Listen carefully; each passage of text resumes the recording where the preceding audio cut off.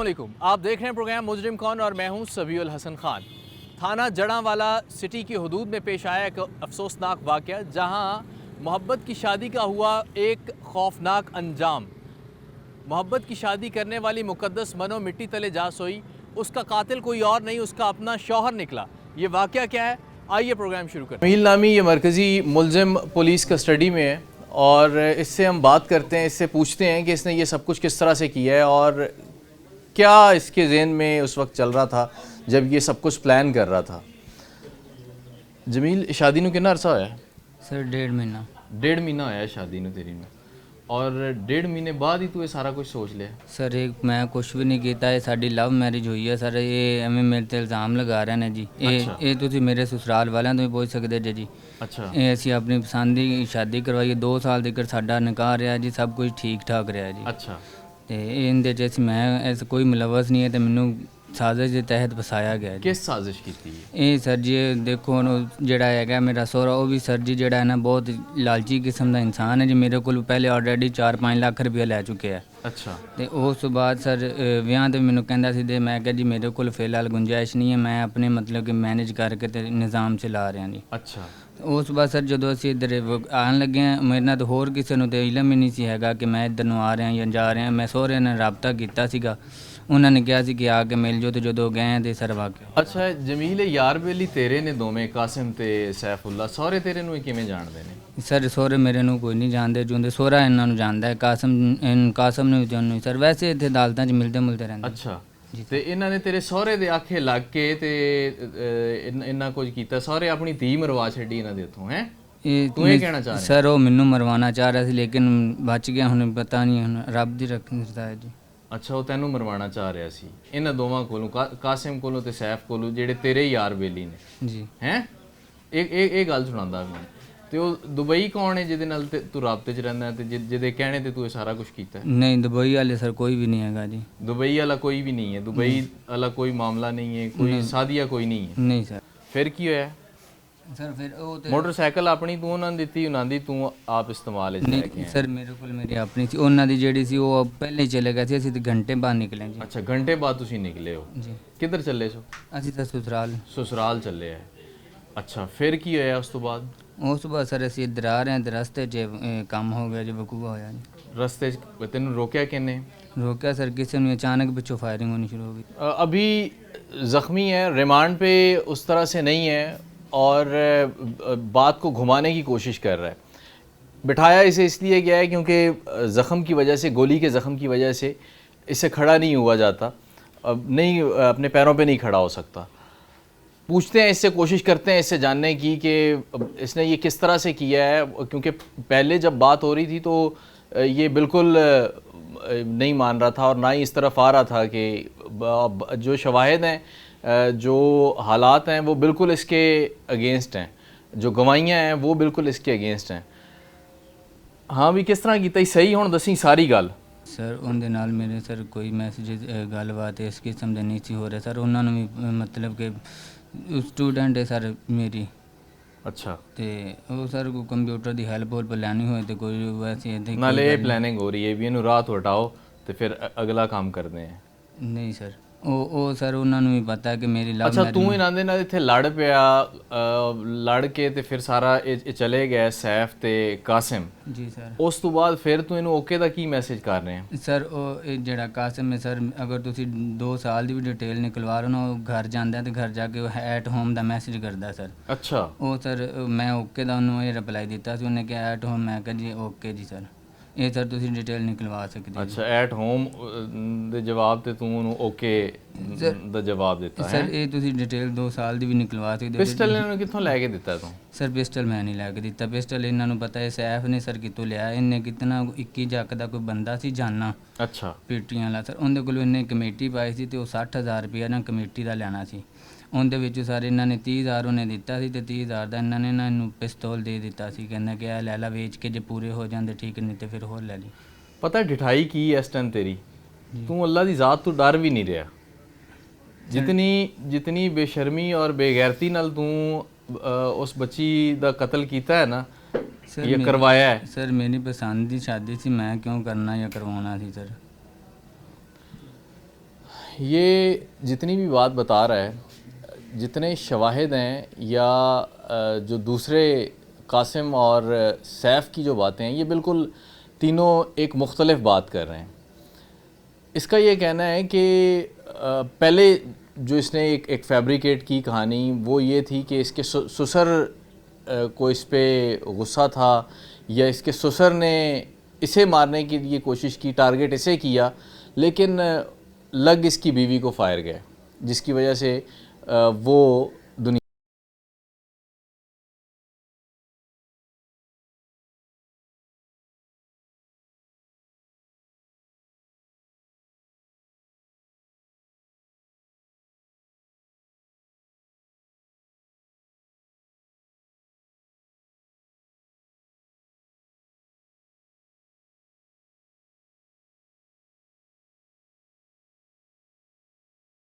وہ جگہ ہے جہاں پہ مجرمان نے مقدس کی جان لی.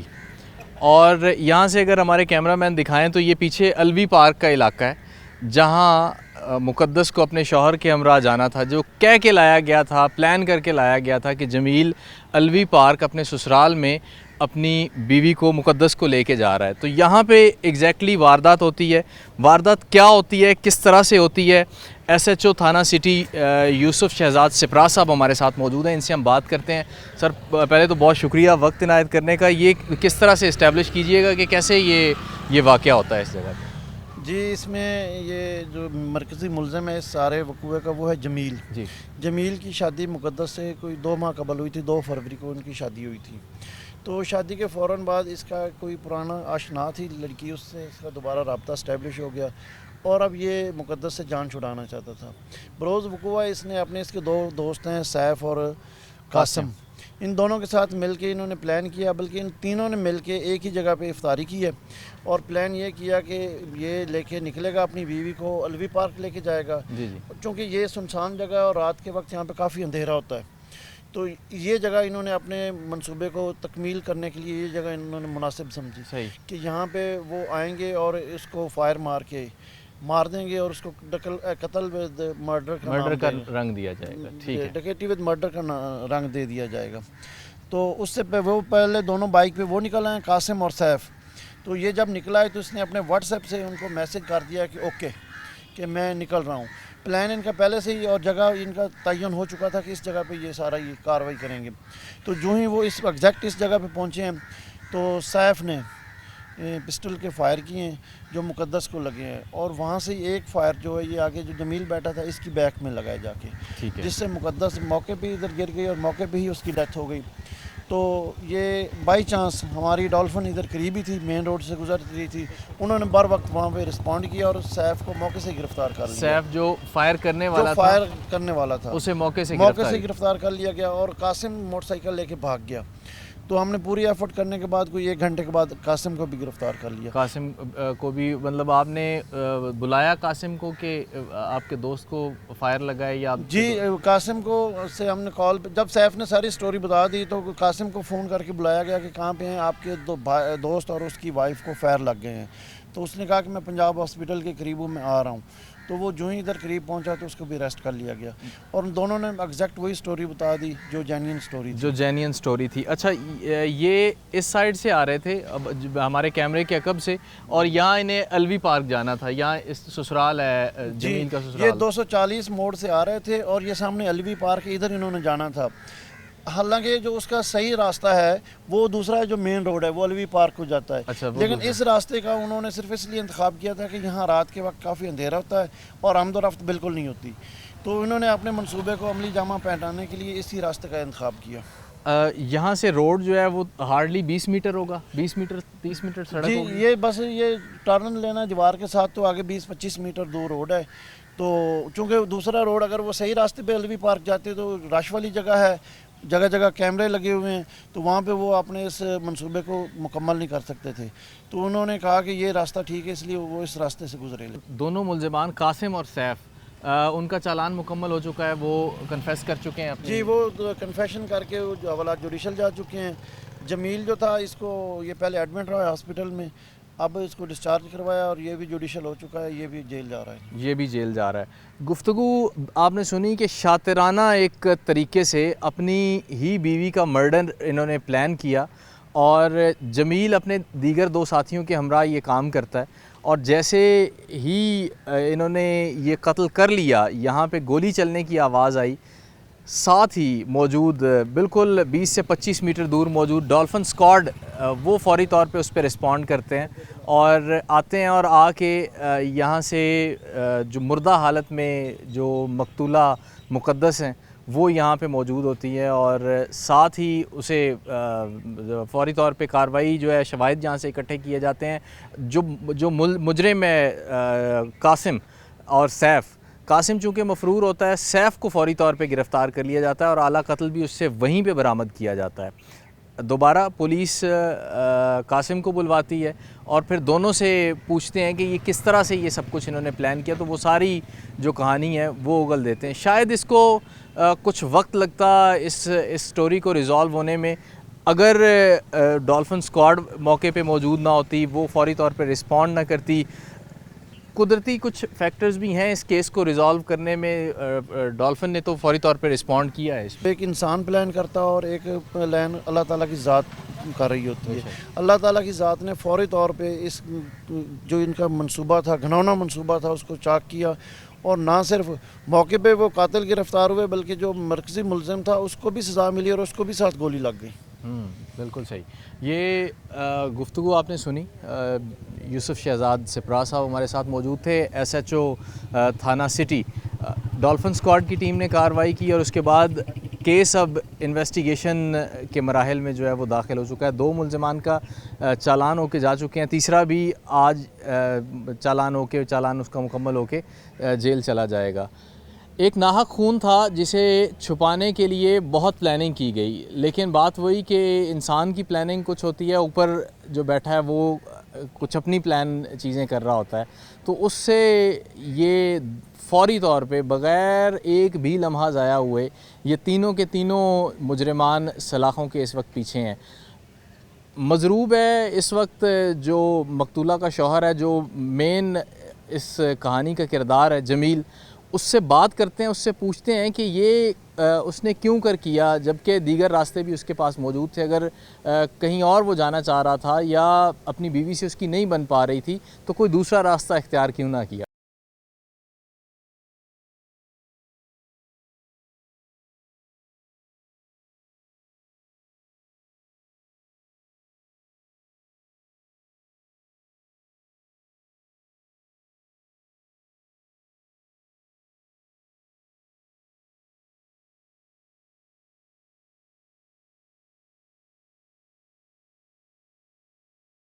جڑاوالا عابد حسین ظفر صاحب ہمارے ساتھ موجود ہیں.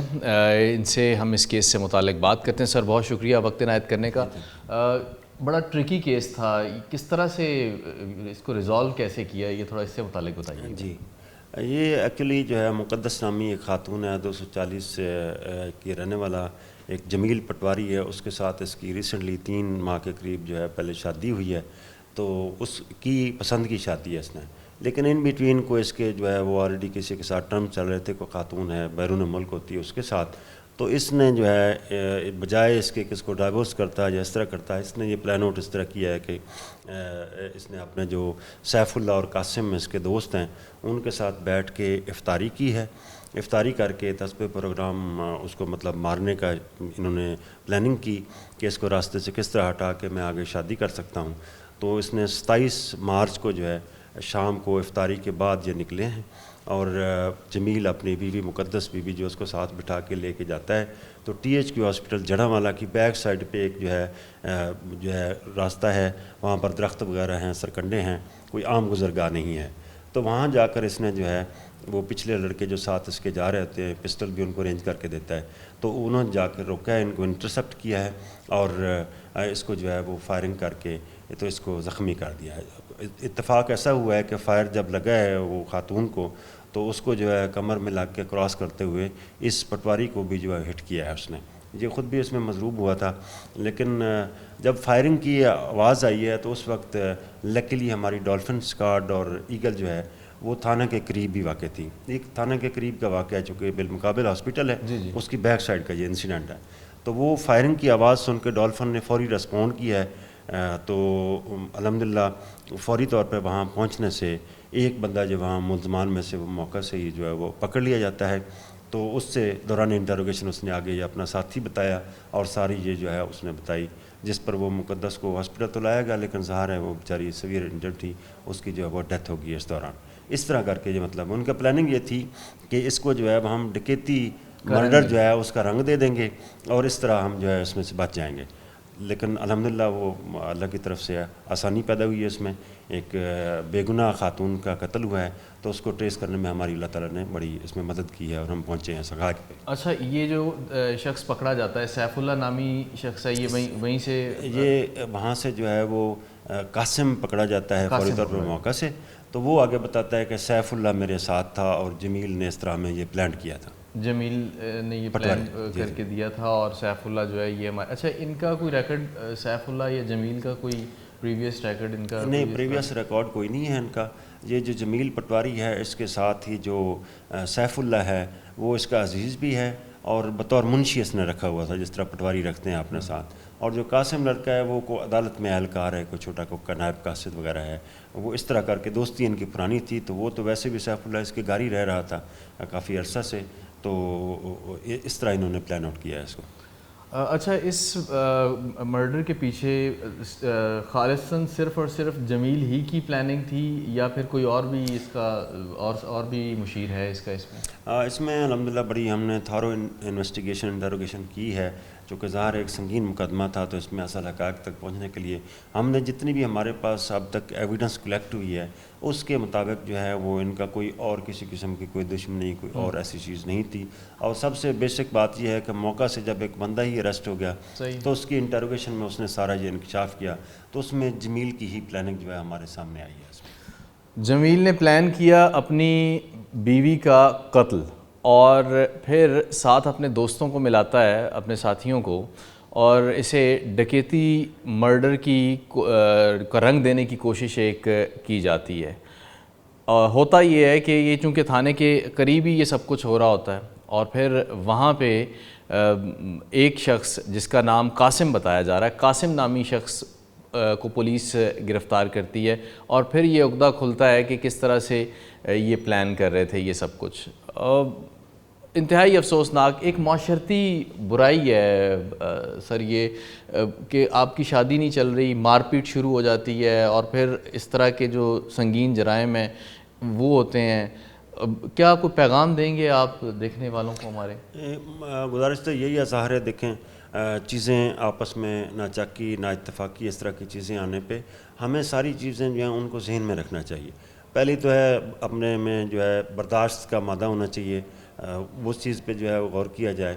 اس کے علاوہ اگر خدا نخواستہ کوئی ایسی سٹیج آ گئی ہے جس پہ ممکن ہی نہیں رہ رہا کہ آپ نہیں آگے سروائیو کر سکیں گے, تو آپ کو قانون میں ہاتھ لینے کی ضرورت نہیں ہے. دیکھیں اس میں بھی جیسا کہ مطلب ڈائیورس کا اس کے پاس حق تھا, اگر نہیں وہ رہنا چاہتا یا کوئی بھی ایشو ہے تو ڈائیورس کر دیتا, لیکن خدا نخواستہ ایک انسانی جان کو اس طرح جو ہے وہ قتل کر دینا, یہ ہمارے لیے بڑا جو ہے وہ المناک ہے, یہ بات ہے. اچھا, اس میں کہیں آپ کو لگتا ہے کہ جو ہمارا سوشل جو فیملی سسٹم ہے ہمارا, اس کی بھی کہیں نہ کہیں کمزوری جو ہے وہ دکھائی دے رہی ہے کہ گھر والے, فیملی والے وہ جب انوالو نہیں ہوتے اس طرح کے معاملات میں تب بھی ایسے مسائل ہوتے ہیں؟ جی بالکل, اس میں جو ہے وہ ظاہر ہے والدین ہیں یا سسرال ہیں یا اس کے علاوہ ہمارے جو فیملی کے معززین ہیں, ان سب کو اپنا رول پلے کرنا چاہیے کہ سارے جو ہے وہ ٹالریٹ کریں. چھوٹی موٹی چیزیں ہوتی ہیں ان کو جو ہے ظاہر ہے ایک دوسرے کا رشتہ اس طرح کا ہے جس میں ایک دوسرے کو ٹالریٹ کرنا پڑتا ہے. تو اس میں سب کو اپنا جو ہے وہ کردار ادا کرنا چاہیے آئندہ فیملی لائف کی بہتری کے لیے, اتفاق کے لیے, میاں بیوی اور فردر بچوں کی لائف کے لیے. طلاق کا جو فعل ہے یا عمل ہے اس کو ناپسندیدہ ترین قرار دیا گیا ہے, اور ٹھیک ہے یہ حق ہے کسی بھی شادی شدہ جوڑے کا کہ اگر ان کے معاملات نہیں چل پاتے تو وہ ایک راستہ اختیار کر سکتا ہے, قانونی بھی اور شرعی حق بھی ہے. لیکن اس کے بارے میں سوچنا ہی نہ اور ایک انتہائی اقدام ایک شخص کو ایک انسان کو اس کی زندگی سے محروم کر دینا یہ ایک ناقابل معافی جرم ہے۔ فیصل آباد پولیس نے، جڑاں پولیس نے مستعدی سے کام کیا اور فوری طور پہ قاسم نامی اس شخص کو گرفتار کیا جو اس پوری پلاننگ کا، اس پورے گینگ کا حصہ تھا، اور پھر باقی جو مجرمان ہیں ان تک بھی پہنچتے ہیں۔ مجرمان بھی پولیس کسٹڈی میں ہیں، کنفیس کر چکے ہیں کہ انہوں نے کس طرح سے یہ سب کچھ پلان کیا۔ اگر موقع پہ پولیس نہ پہنچتی اس وقت اور قاسم کو گرفتار نہ کیا جاتا تو شاید یہ بات کافی عرصے تک چھپی رہتی، زیادہ دیر نہیں لیکن کافی عرصے تک یہ چھپی رہتی کہ یہ قتل کیوں ہوا، یہ ڈکیتی مرڈر تھا یا پھر کوئی اور معاملہ۔ تو یہ چونکہ اس میں جو اصل پلان کرنے والا تھا جمیل، جو شوہر تھا مقتولہ کا، وہ بھی اس میں مضروب ہے، تو بہت ساری چیزیں شکوک و شبہات کو جنم دے رہی تھیں۔ اگر آپ بادی النظر اس واقعے کو دیکھیں، دوبارہ ایک دفعہ سے عابد حسین ظفر صاحب ایس پی جڑاں ان کا بہت شکریہ کہ انہوں نے ہمیں وقت عنایت کیا۔ یہ ایک بڑا سینسٹیو سا ایک موضوع ہے اور اس پہ ہم اگلے کسی پروگرام میں انشاءاللہ کسی عالم دین کے ساتھ اس پہ بات کریں گے کہ اگر آپ کے معاملات نہیں چل پا رہے، آپ کہیں اور موو کرنا چاہ رہے ہیں تو اس صورت میں کیا اقدامات ہونے چاہیے، کس طرح سے آپ اپنے راستے جدا کر سکتے ہیں۔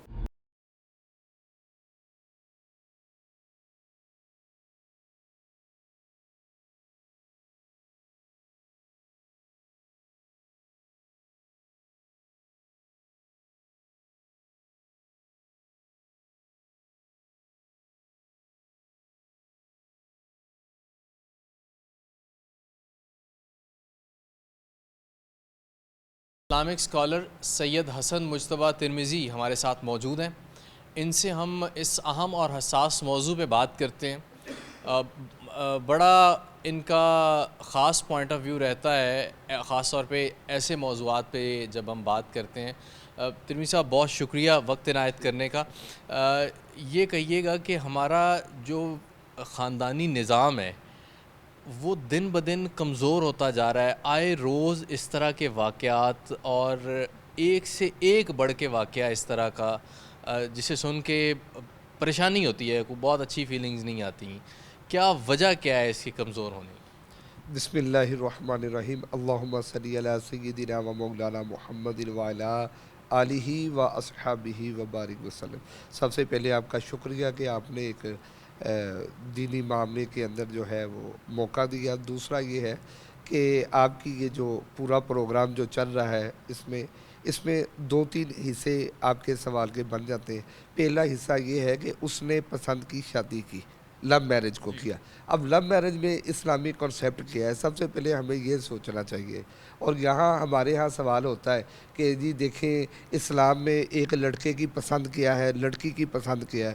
تو میری جو بہنیں اور بھائی یہ سوال کرتے ہیں کہ اسلام میں لڑکے کی پسند کیا ہے یا وہ لڑکی کی پسند کیا ہے، یا ہمارے وہ کورٹ والے جو اس کورٹ میرج کا ایک رنگ دیا جاتا ہے، تو کیا وہ یہ سٹڈی نہیں کرتے کہ اسلام میں ماں کا مقام کیا ہے، باپ کی رضا کیا ہے، کیا ان کے باقی معاملات اسلام میں ہے۔ پھر شرعاً ایک لڑکے کا ایک لڑکی کو نکال کر یا اور پروگراموں کے واسطے سے نکال کر اس کو کورٹ میں لے کے جانا، بھئی آپ کورٹ میرج تو کرنے لگے ہو لیکن آپ نے جو راستہ اپنایا کیا وہ شرعاً درست ہے؟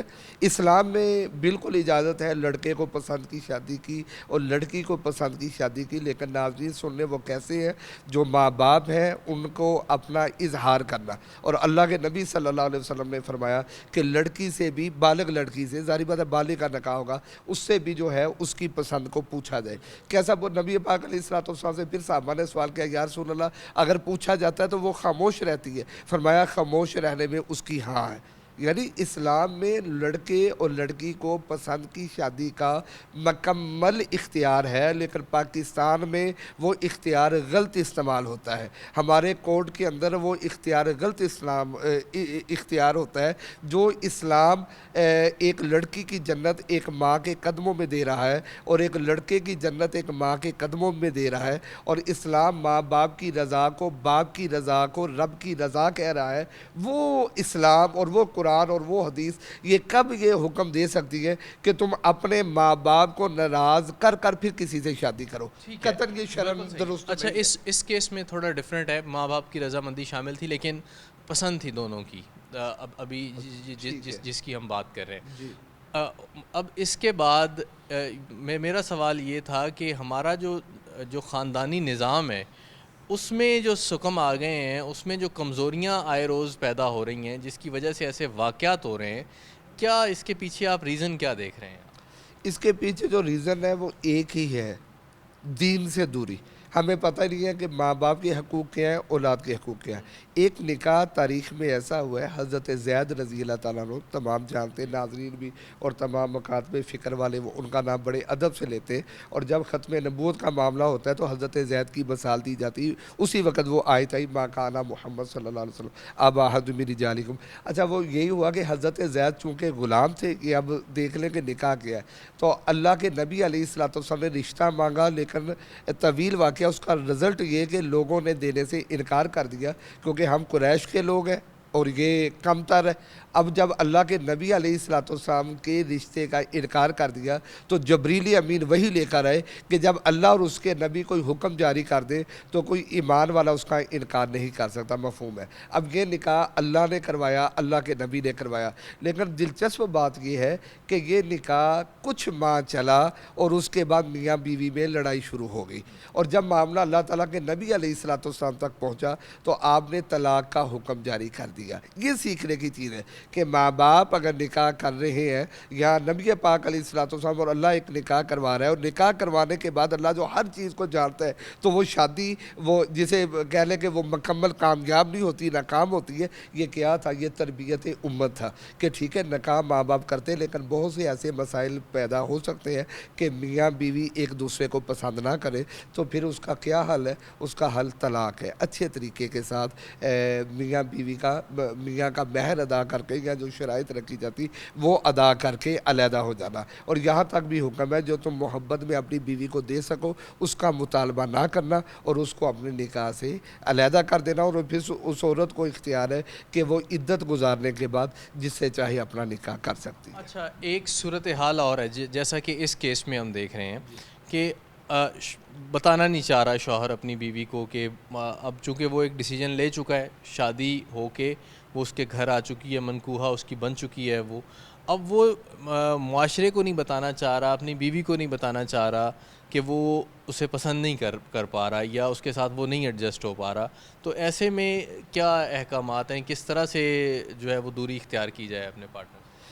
دیکھیے یہ ایک سوال جو ہے نا وہ سینس لیس ہی ہے، وہ جو اس کا رویہ، اگر وہ بالغ ہو گیا ہے وہ نکاح کر سکتا ہے، نکاح کرنے کے بعد اسے اپنی زوجیت میں لا رہا ہے، سب کچھ کر رہا ہے کیونکہ زوجیت ادا کر رہا ہے، باقی معاملات کر رہا ہے، تو اگر وہ اسے ناپسند ہے تو وہ کیوں نہیں کہہ پا رہا؟ کیا کمزوری ہے؟ یہ تو نیگلیجنسی اس کی ہے، یہ تو مطلب ایک ویسے ہی نامناسب سی بات ہے۔ اس کا مطلب ہے کہ وہ اگر اسلام اور قرآن کے حکم کی منافی کر رہا ہے کہ جب نکاح کے وقت اس کی پسند کا پوچھا گیا تو کیا اسے اس وقت پسند نہیں تھی؟ کیا جب اس نے امام صاحب کو کہا کہ مجھے قبول ہے، کیا اس نے گن پوائنٹ پہ اس وقت کہا ہے؟ یا اس وقت کون سی مجبوری اسے عائد تھی کہ اس نے اسے کہا کہ یہ مجھے قبول ہے؟ اور یہ تو مطلب وہ نکاح ہی باطل ہے۔ اب ذرا ایک اور اہم نقطہ ہے اس کی طرح اس پہ بات کرتے ہیں۔ جب ہم اس کو انٹرویو کر رہے تھے، یہ جو مین جو اس میں ملزم ہے جو شوہر ہے اس خاتون کا، جب ہم اس کو انٹرویو کر رہے تھے تو یہ ایک اور پینترا چل رہا تھا، یہ بات کر رہا تھا جو مقتولہ ہے اس کے کریکٹر کے خراب ہونے کی، اس کے کردار پہ اس کے بات کر رہا تھا کہ پہلے تو یہ کہہ رہا تھا کہ اس کا کردار ٹھیک نہیں تھا۔ اگر کوئی ایسی صورتحال سامنے آتی ہے تو پھر ایسے میں کیا احکامات ہیں؟ یقیناً اگر میری مصروفیت مساجد اور مدارس کی ہے اور آپ کی جو مجرم کون آپ کی تو مصروفیت ہی ایسے پروگراموں کی ہے، اور آپ نے ایک نہیں کئی ملزموں کے انٹرویو کیے اور ملزمات کے کیے.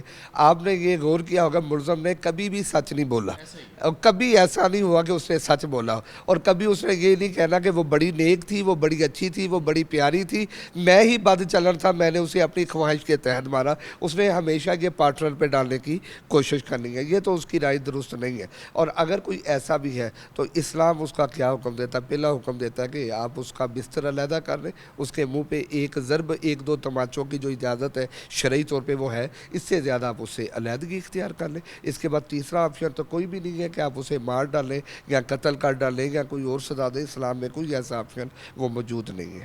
سادہ علیحدگی نہیں ہے، آپ نے اس کو سمجھانا ہے، پھر سختی کرنی ہے. جی بالکل. پہلے اپنا بستر علیحدہ کریں اس سے، گفتگو میں اپنا وہ ترتیب نہ بولیں، اپنا کھانا کھانا علیحدہ کریں. اس کے بعد کسی اگر ہاتھ پہ جاتا ہے تو آپ ایک وہ اپنے تماچا ایک دو تماچوں کی جو اجازت ہے وہ آپ لگا سکتے ہیں سمجھانے کی نیت سے. تو اگر پھر بھی نہیں تو آپ اس سے علیحدگی اختیار کر لیں. اور یہ تماچا ضروری نہیں ہے، آپ اس کے علاوہ بھی علیحدگی اختیار کر سکتے ہیں. اچھا، اس کا تھوڑا ریفرنس اگر آپ کوٹ کر دیں، کیونکہ یہ ایک سینسٹیو ایک نہیں، نبی پاک علیہ الصلوۃ والسلام کے پاس بہت سے ایسے مواقع آئے ہیں کہ جس پر اور صحابہ کرام کی رضوان اللہ اجمعین کی زندگی پہ کہ جب وہ عدالت لگتی تھی جسے شرعی عدالت کہا جاتا ہے، اور اس میں دونوں کا موقف سنا جاتا تھا. بلکہ ایک ریفرنس تو علیحدگی کا ایسا آ گیا ہے تو کہ نبی پاک علیہ الصلوۃ والسلام کے پاس ایک خاتون آ گئی اور اس خاتون نے آ کے کہا یا رسول اللہ یا حبیب اللہ، میرے ماں باپ نے میرا نکاح کر دیا ہے اور مجھے وہ جو ہے وہ پارٹنر پسند نہیں ہے. آپ نے کہا اسے پسند نہیں تھا تو اس ابن ماجہ کا حوالہ ہے، اور کہا کہ یا رسول اللہ مجھے اپنا خامد جو ہے وہ پسند نہیں ہے. تو آپ نے پوچھا کیا تمہاری رائے کو نہیں لیا گیا؟ انہوں نے کہا نہیں لیا گیا. تو نبی پاک علیہ الصلوۃ والسلام نے وہ نکاح منسوخ قرار دیا اور علیحدگی کروا دی. بہت شکریہ قبلہ وقت عنایت کرنے کا. یہ وہ تمام پہلو تھے جو اس کیس کو لے کے اسلامک پوائنٹ آف ویو سے ہم جن پہ بات کر سکتے تھے، اور بڑی مفصل اس پہ گفتگو بڑے جامع طریقے سے ان تمام مسائل کا احاطہ کیا گیا جو اس پورے کیس اسٹڈی میں سامنے آتے رہے. ایک سے ایک عجیب واقعہ یقینی طور پہ اپنی روایات ہیں، اسلامی روایات ہیں، ان سے دوری ہے، جس کی وجہ سے ایسے واقعات آئے روز رونما ہو رہے ہیں.